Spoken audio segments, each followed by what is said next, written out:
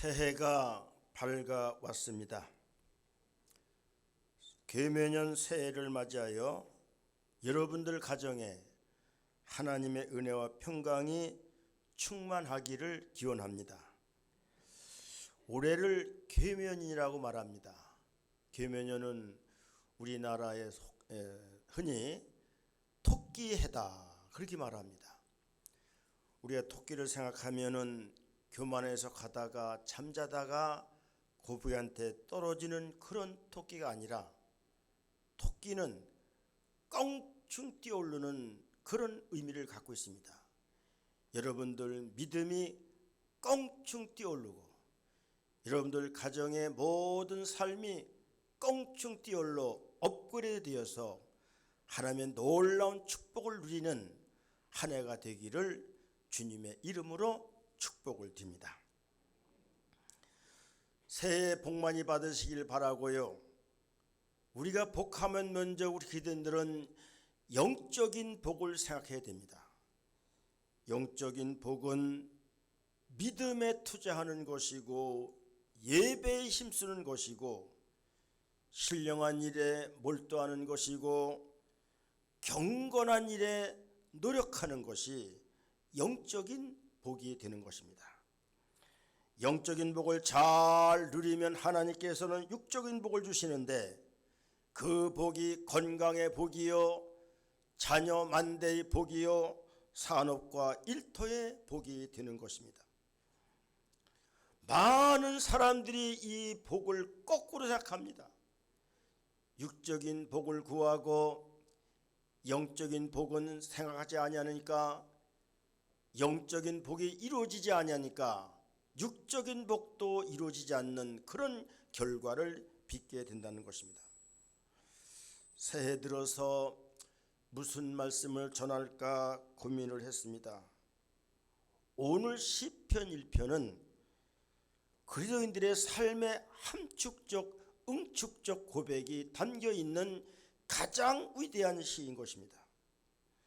이스라엘 백성들, 하나님의 백성들, 거룩한 백성들이 자기의 삶의 축복을 시나 노래로 응축하고 함축해 놓은 노래가 시편이 되는 것입니다. 오늘 시편 1편은 시편의 대문이요 입구라고 말할 수가 있습니다. 오늘 말씀에 보면 의인의 축복의 모습을 우리에게 보여주고 있는데 성경에서 말하는 의인과 세상에서 말하는 의인은 다르다는 것을 알아야만 합니다. 성경에서 말하는 의인은 믿음 중심입니다. 세상에서 말하는 의인은 윤리와 도덕 중심인 것입니다. 여러분 한자의 오르이자가 어린 양 밑에 자자를 썼습니다. 어린 양 밑에 내가 있을 때 의로운 사람이 되는 거예요. 영어로 의로운 사람을 righteous man이라고 하는데 하나님 보시기에 옳은 사람이 의의 사람이라는 것을 우리는 성경에서 우리는 보게 되는 것입니다. 오늘 본문 시편 1장 1절을 말합니다. 복 있는 사람은 악인의 꾀를 따르지 아니하며 죄인들의 길에 서지 아니하며 오만한 자들의 자리에 앉지 않는다고 했습니다. 의인된 사람은 죄인된 길에 서지 않는다는 거예요. 의인들은 악한 일을 행치 않는다는 것을 의미하는 것입니다. 악한 길을 따른다고 하는 것은 악한 생각에 사로잡혀서 어떻게 사람을 해야 할까, 어떻게 사람을 구렁텅이에 빠뜨릴까, 어떻게 사람에게 손해를 입힐까, 어떻게 다른 사람의 흠을 잡을까, 결국 그래서 그 사람을 죽일까라는 악한 생각을 고의적으로 하는 사람들을 악한 생각의 사람이라고 말하게 되는 것입니다. 잔머리 잘 굴리는 사람들 있잖아요. 사람들을 보면은 언제나 선한 생각을 하는 사람이 있는가 하면 언제나 근본적으로 고의적으로 악한 생각만 하고 살아가는 사람이 있다고 하는 것입니다. 오만한 자리에 앉지 말라고 말씀했습니다. 죄악된 태도로 고집을 부리지 말라는 것입니다. 오만 불순한 사람이 되지 말라는 것입니다. 자아도취에 빠져서 나 자신을 모르는 그런 사람이 되지를 말라는 것입니다. 하나님이 주신 직분과 은사와 물질을 가지고 자기 영광의 바벨탑을 쌓는 그런 사람들이 되지 말라는 거예요. 그런 사람이 오만한 자리에 앉는 사람이라는 거예요. 죄인의 길에 서지 말라고 말씀합니다.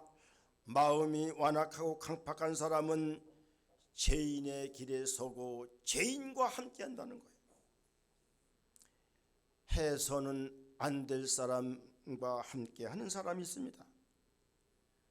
죄악의 길로만 달려가는 사람이 있습니다. 분명히 하나님 말씀에 비춰볼 때 악인인데, 불의한 사람인데 그럴 사람을 의인이라고 말하는 사람이 있습니다. 영적으로 볼 때 사탄의 조종을 받는 사람인데 그 사람이 하나님의 성령이 충만한 사람이라고 거꾸로 말하는 사람이 있습니다. 사람이 보아도 잘못된 사람입니다. 교회에 덕이 되지를 않습니다. 교회를 무너뜨린 사람입니다. 그런 사람을 신실한 사람이라고, 그런 사람을 의인이라고, 그런 사람이 믿음의 사람이라고 생각하는 사람이 있습니다. 불쌍한 사람입니다. 복 있는 사람이 아닙니다. 의인이 아닙니다. 구원받을 사람이 아니라는 사실을 우리는 알아야만 됩니다. 여러분, 한자어에 유유상종이라는 말이 있습니다. 같은 종류 같은 질의 사람끼리 모인다는 거예요. 그래서 그 사람을 평가하려면 그 옆에 누가 있는지를 알아봐야 된다고 말하고 있지 않습니까? 우리가 새해 들어서 우리는 의인과 함께하고 진실한 사람과 교제하고 겸손한 사람과 함께하고 성령 충만한 사람과 영을 나눠야 됩니다. 이게 복이고 이것이 의인의 삶을 살아가는 것이고 이것이 하나님을 기쁘게 하는 삶을 살아가게 되는 것입니다. 마태복음에는 예수님의 첫 번째 설교가 나오고 있고 마지막엔 예수님의 마지막 설교가 나오고 있습니다. 예수님의 첫 번째 설교는 산상수훈 마태복음 5장부터 7장까지를 말하는데 거기에 보면 8가지 복이 나옵니다. 이 말씀 우리는 날마다 우리는 묵상해야 되는 것. 그것이 마태복음 5장 3절부터 12절까지 나오고 있는데, 심령이 가난한 자는 복이 있나니 천국이 그들의 것이며 애통하는 자는 복이 있나니 그들이 위로를 받을 것이며 온유한 자는 복이 있나니 그들이 땅을 기업으로 받을 것이요 의에 줄이고 목마른 자는 복이 있나니 그들이 배부를 것이며 긍휼히 여기는 자는 복이 있나니 그들이 긍휼히 여김을 받을 것이며 마음이 청결한 자는 복이 있나니 그들이 하나님을 볼 것이며 화평케 하는 자는 복이 있나니 그들이 하나님의 아들이라 일컬음을 받을 것이며 의를 위하여 핍박을 받는 자는 복이 있나니 천국이 그들이 것임이라. 나로 말미암아 너희를 욕하고 박해하고 거짓으로 너희를 거슬려 모든 악한 말을 할 때는 너희에게 복이 있나니 기뻐하고 즐거워하라. 하늘에서 너희 상이 큼이라. 너희 전에 있던 손자들도 이같이 박해했느니라. 그렇게 말씀합니다. 이 산상수훈 산상보훈, 이 말씀은 늘 우리는 새해 묵상을 해야 됩니다. 우리가 잘 아는 인도의 간디, 비폭력 평화주의자, 인도의 해방의 기초를 놓은 인디라 간디는 예수를 믿지 않는 사람이었지만은 그 방에 팔복의 말씀을 늘 적어놓고 이 말씀을 묵상했다는 이야기가 들려오고 있지 않습니까? 저 여의도 순복음교회 가면은 이명술 장로님이라는 분이 있습니다. 그 영화 제작회사 뉴테그마 주식회사의 부회장으로 계신 분인데, 영화 제작을 통해서 2천만 성도를 만들자, 요한계시록을 영화로 만들어서 성경 전체를 곳마다 영화로 만들어서 유튜브로, TV로, 영화로 보급함으로 말미암아 1,000만 성도에서 2천만 성도를 만들자, 그런 비전과 꿈을 가지고 지금 영화를 제작해 가고 있습니다. 이분은 149 운동을 한다는 겁니다. 149가 뭐냐면 성경 66권, 장세기, 출애굽기, 레위기, 민수기, 신명기, 여호수아 66권이잖아요. 이거를 외우고 예수님 족보에 나오는 60명의 믿음의 선조들을 외우고 예수님의 12제자를 외우고 십계명 10개를 외우고 주기도문을 한 번 하고, 이렇게 하루에 2번을 한다는 겁니다. 그러니까 육적으로 얼마나 건강하고 정신적으로 얼마나 맑고 영적으로 얼마나 풍성한지 모른다는 거예요. 치매에 걸릴 일이 없다는 겁니다. 하나님의 온전한 축복을 받아 모든 일이 은혜와 사랑 가운데 살아가고 있다고 간증하는 것을 제가 들었습니다. 새해에는 하나님의 말씀과 우리는 가까이 해야 되는 거예요. 예수님의 마지막 설교는 마태복음 23장, 25장, 3계장입니다. 예수님의 최후의 설교를 날마다 우리는 묵상해야 되는데, 그 중에서도 마태복음 25장의 3가지 비유, 슬기로운 5처녀의 비유와 달란트 비유와 양과 염소의 비유를 날마다 우리는 묵상하면서 마지막 때를 살아가야 됩니다. 내가 정말로 등에 기름을 가지고 성령 충만하여 다시 오실 예수님을 기다리며 기도하는가? 다시 오실 주님을 기다리지 않는 사람은요, 천국에 대한 확신과 구원이 없는 사람입니다. 달란트 비유를 잘 생각해야 됩니다. 내가 받은 재능과 은사를 가지고 내가 교회를 잘 섬기고 있는가, 내가 맡은 책임에 제대로 충성하는가를 우리는 생각하며 살아야 됩니다. 여러분, 오해하지 마세요. 달란트는 돈입니다. 헌금 생활 잘해야 축복을 받는 겁니다.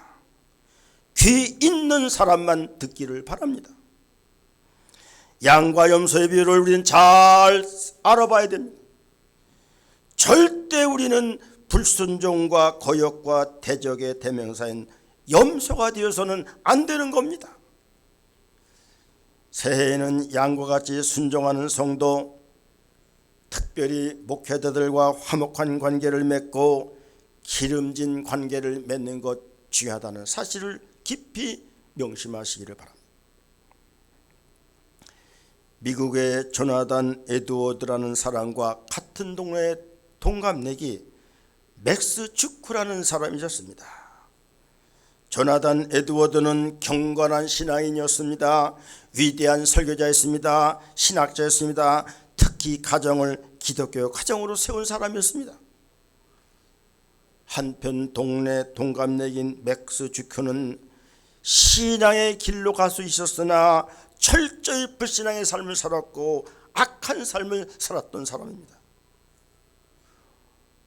먼 후대에 두 사람의 가계를 조사해보니 후손들이 어떻게 되었나를 책에서 제가 보았는데, 조나단 에드워의 가정에는 대학 총장이 12명, 교수가 75명, 의사가 60명, 미국 부통령이 1명, 그의 목사와 군대 장교와 법률가와 정치가들이 400명, 자손 대대로 형통하고 복되고 영향력 있는 삶을 살게 된다는 것.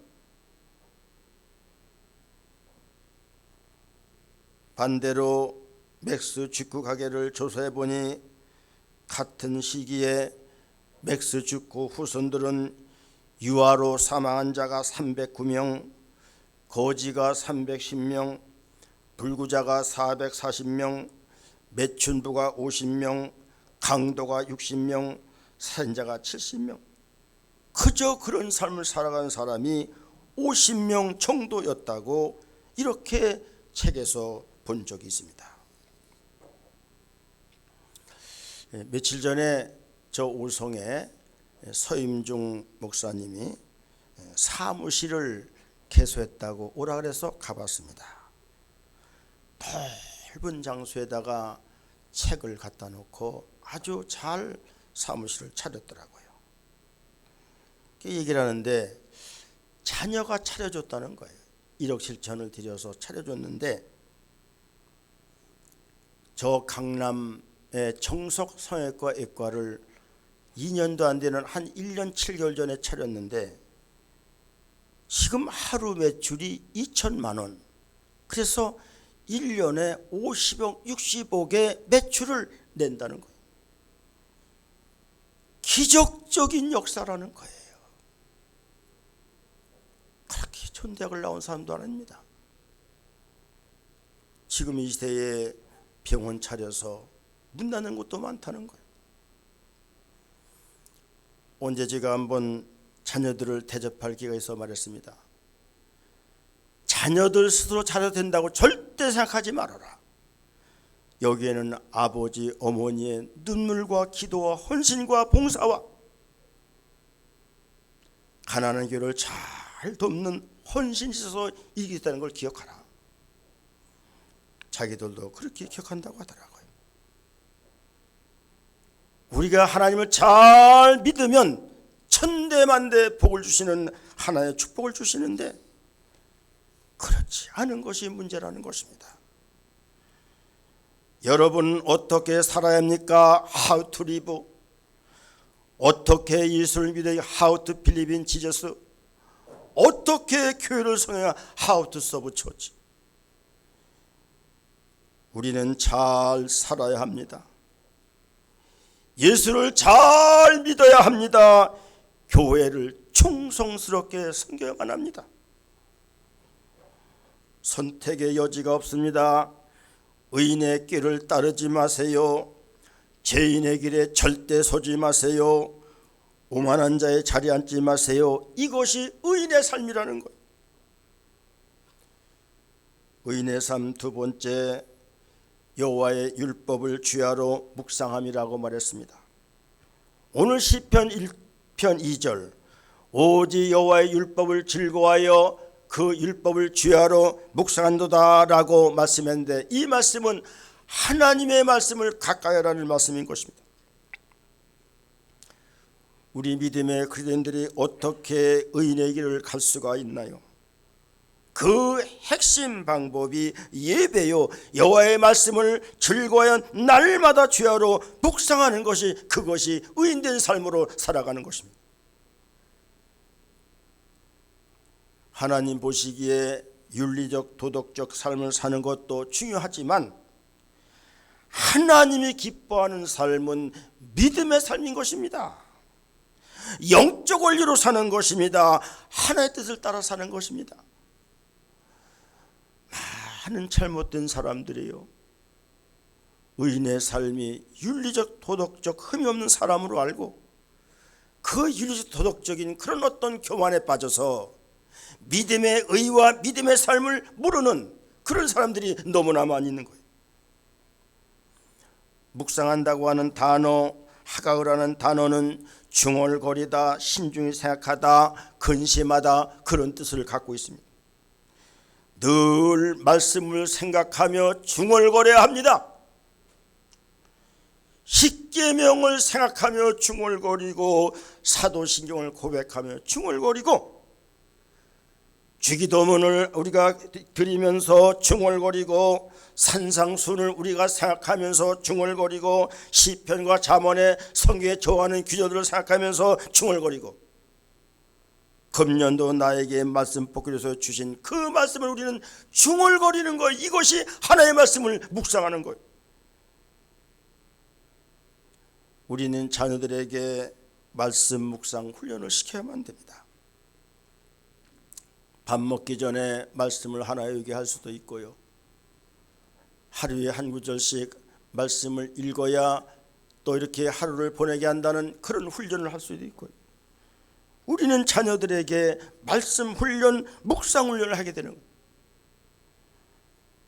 여러분들 수예배 나와보신 분은 알겠지만은 제 예손녀 지원이와 혜원이를 꼭 앞에다가 예배를 참석하게 합니다. 어떤 때는 졸다가 넘어질 때도 있더라고요. 그러나 말씀 묵상 훈련입니다. 예배를 잘 올 때 드릴 때 하나님께 주시는 지혜와 총명과 능력과 축복이 있는 거예요. 우리 믿음의 사람들은 그거를 기대해야 되는 거예요. 믿음대로 되는 겁니다.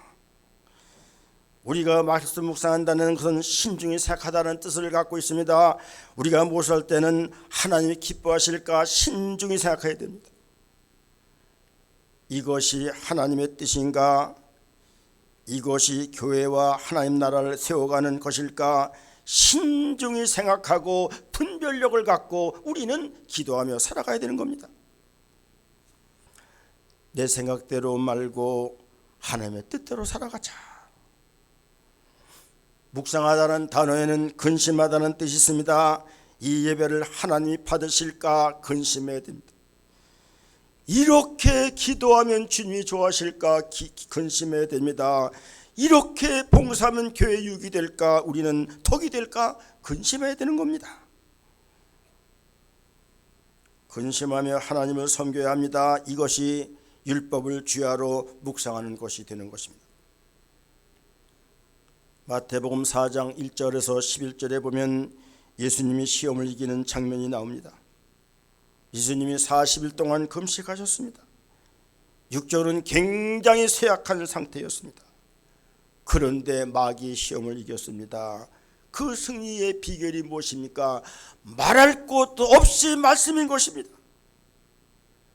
돌이 떡이 되어가는 시험에도 사람이 떡으로 사는 것이 아니요 하나님 입에서 나오는 말씀으로 살 것이라고 대답하지 않습니까? 여러분이요 사람이 떡으로 사는 게 아니에요. 떡으로 살다 떡 먹다 죽는 겁니다. 하나님의 말씀으로 살 때 영원히 살 수 있는 축복이 있고 우리에게는 육적인 축복도 다가오는 거예요. 그 뒤에 두 가지 시험도 기록된 바 말씀으로 다 예수님께서는 승리하고 유혹을 물리치는 장면을 우리는 잘 알고 있는 것입니다.